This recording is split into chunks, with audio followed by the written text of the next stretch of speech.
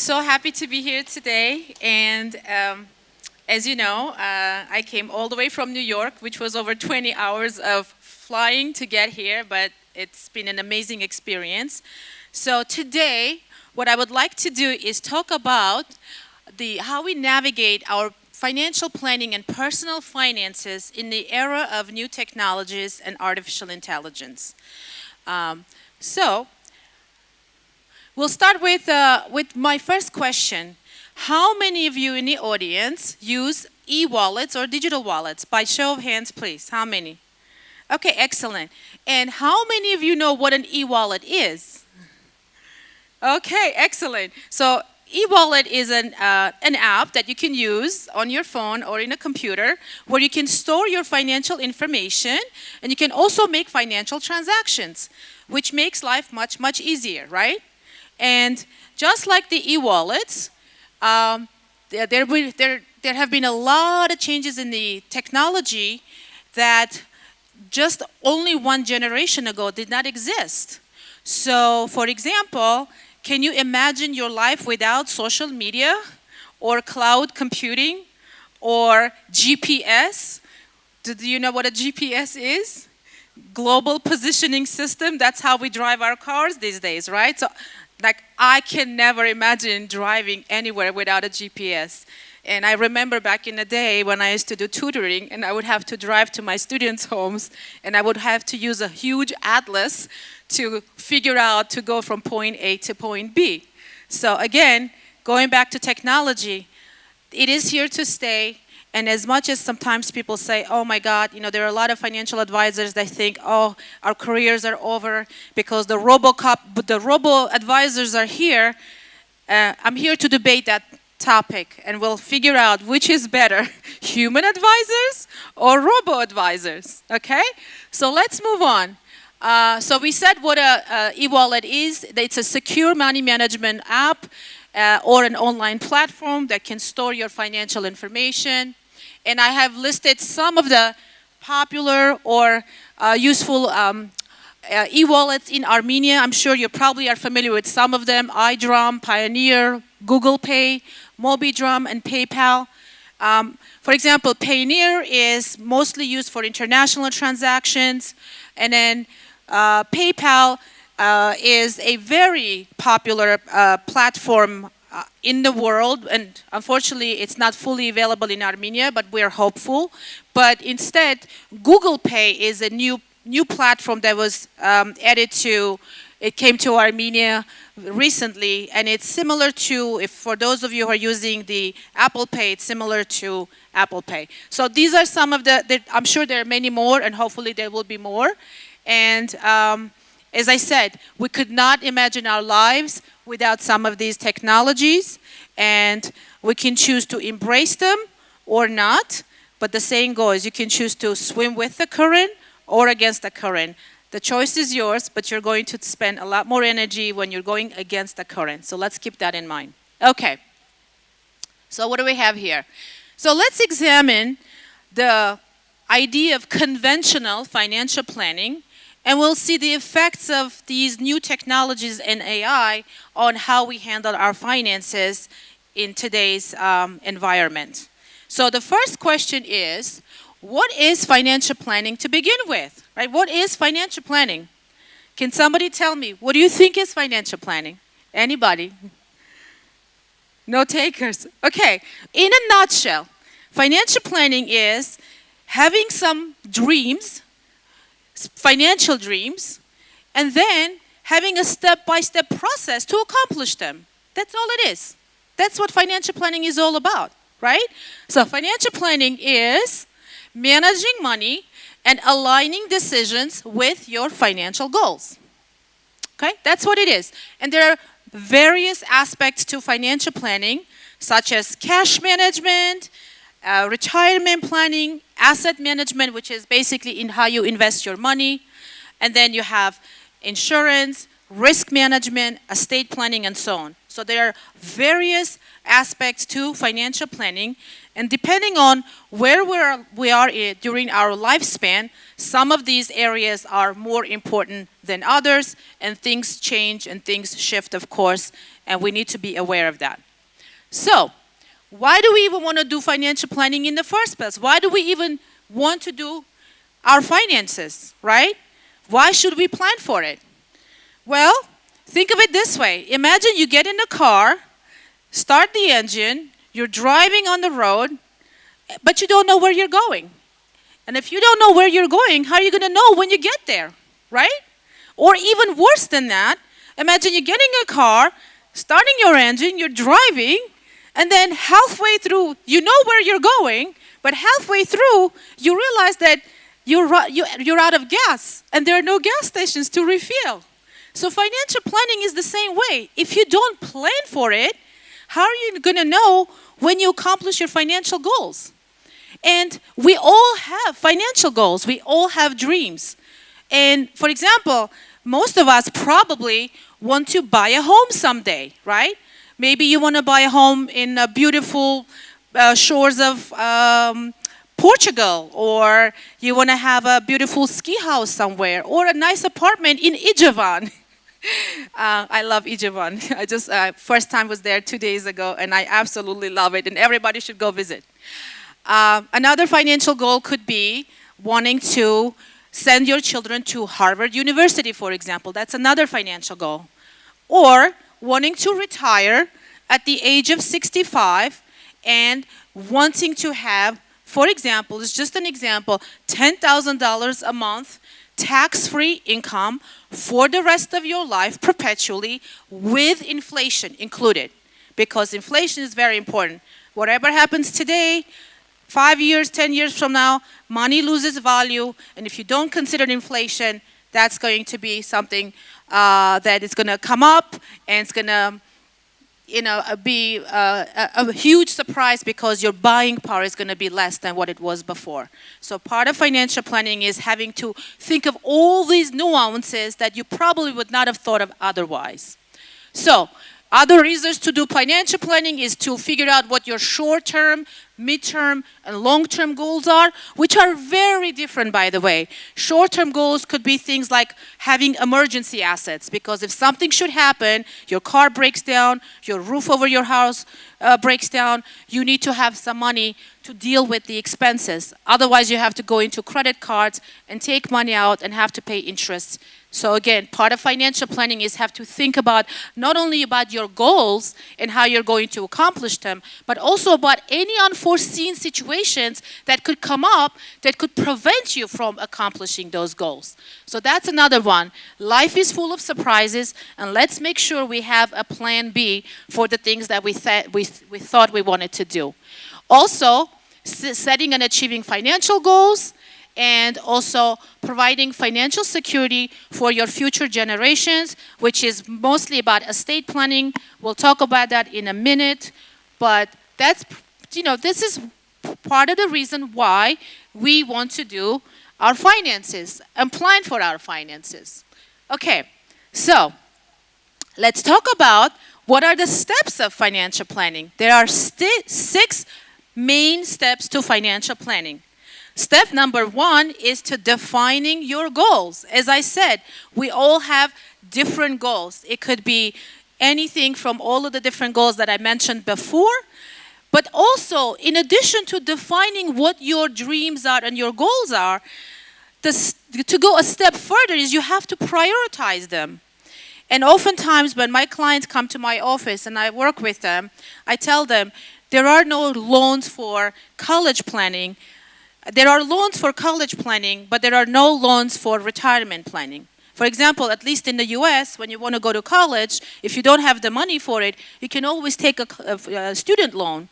And for retirement, there is no such thing as taking a loan for retirement. So if we had to prioritize, as a financial planner, I would advise my clients to prioritize retirement planning above college planning, right? It's just an example of why is it important for us not only have our goals, but also to prioritize them. Make sense? Yes? Okay. Step number 2 is to gather information. And it's basically coming up with your net worth statement. And part of gathering information is to figure out and put it on a piece of paper all of your accounts that you have. It could be bank accounts, investment accounts, pension accounts, your real estate, your business assets. All of that goes into your financial net worth statement. You also think about anything that you owe, because that's also important information to know, because you probably are paying interest on the loans that you have. Also, you want to think about your income and expenses, which is called income and expense analysis statement. And then you put all this information in one visual space so you can see the big picture. Step number 3 of conventional financial planning is to explore your various strategies of how you're going to achieve those goals. And as you can imagine, there are many, many options available to us today. And depending on the different platforms, they are all associated with different time horizons, different complexities, and different risk tolerances associated with them. For example, going back to my original example of short-term, mid-term, and long-term goals, with your short-term goals, for example, with your emergency assets, you cannot afford to have any risk associated with that money. Typically, those monies are supposed to be in liquid form, probably in a bank account or a CD somewhere, because it is important and vital for you to have access to that money 100% of the time, and it has to be liquid and cash. As opposed to your retirement assets, typically speaking, you have more than 10 years of time to accomplish your goals. So with those types of investments, you can afford to have more risk. You can afford to do the investments that can be a little bit more risky and can go up and down with the movements of the market, but that's okay because you don't need your money right away and you have time for the investment to do its job and work out the way it's supposed to.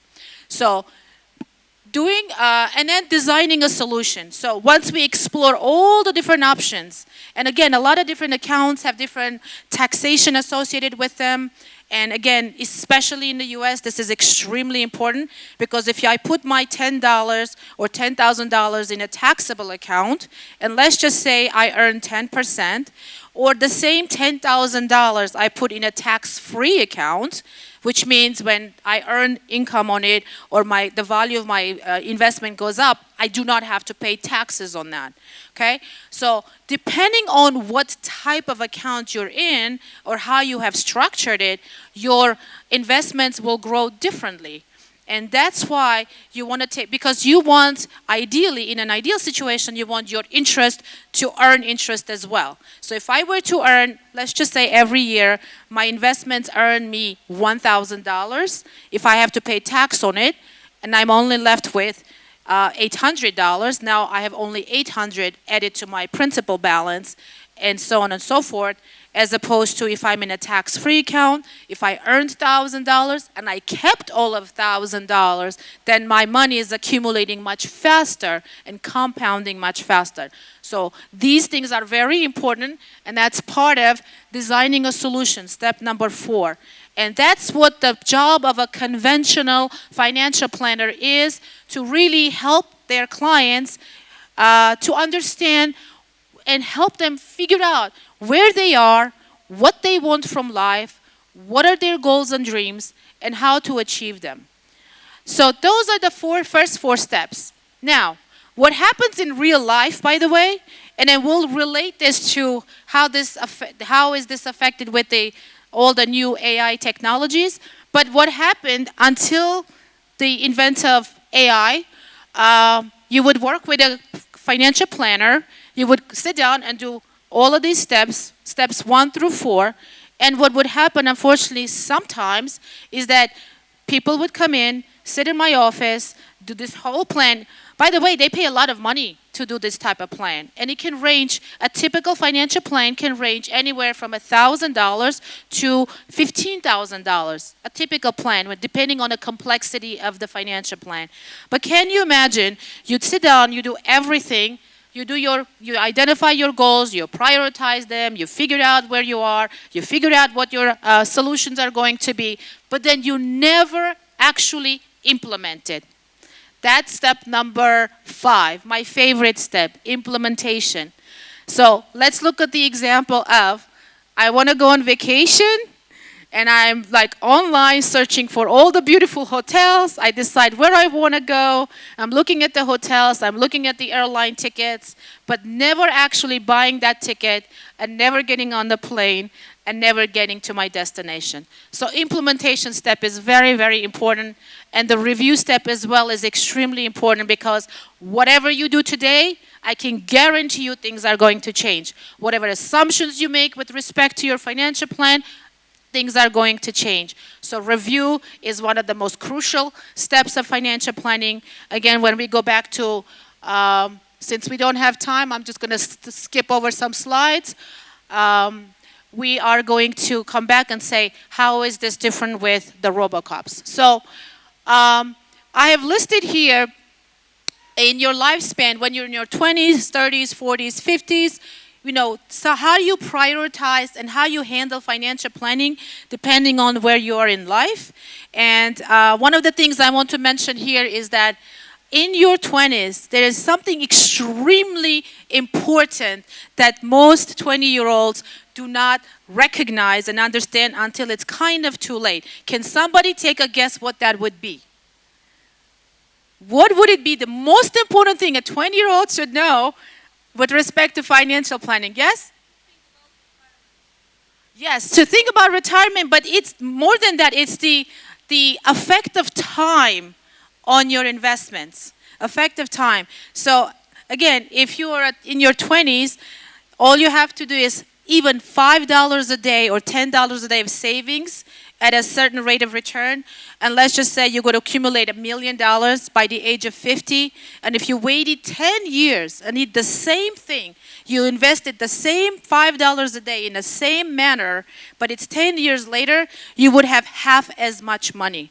So all of the 20-year-olds out there, just remember, consistency is what's important. It's not important what you're investing in. It's not important it's the best stock or mutual fund. What it is that you start early and you stay consistent. Moving along to, okay, how AI has changed how we handle our finances today. So basically the question is, what is it that AI can do that we humans cannot do, right? The biggest difference is between the AI-powered financial plans and human advisor plans, the number one difference, besides the obvious ones. The obvious ones are what? The AI-powered financial plans are, they're much more automated.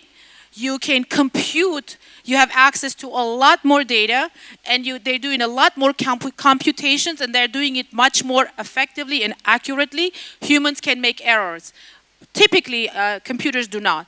But one of the subtle and very important differences of AI advisors or AI-based financial plans versus human advisors is something that most people don't realize. It's the barrier to entries, reduction of barrier to entries. What do I mean by that?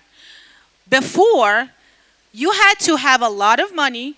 Let's just say, at least in the US where I work, you had to have at least $250,000 in order to go and see a financial consultant. And also it was very expensive to pay for them. The commissions are high, to buy an investment options are high, there are a lot of fees involved when you're doing financial planning or investing.